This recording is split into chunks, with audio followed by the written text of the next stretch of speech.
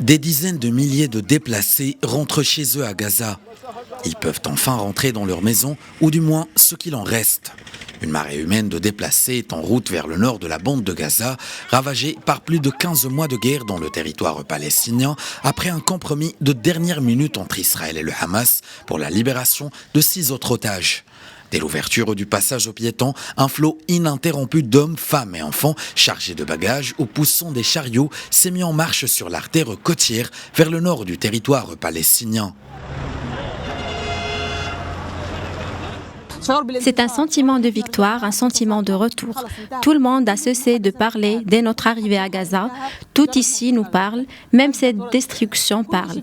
Elle parle de l'ampleur de nos souffrances et de ce que nous avons vécu au cours de cette année et des 4 derniers mois. De longues files de véhicules surchargés de bagages remontent aussi vers le nord sur un autre axe, plus à l'est. Selon un responsable de la sécurité de Gaza, plus de 200 000 déplacés avaient gagné le nord dès les 2 premières heures. Il est vrai que nous avons perdu des êtres chers, proches, nos êtres les plus chers.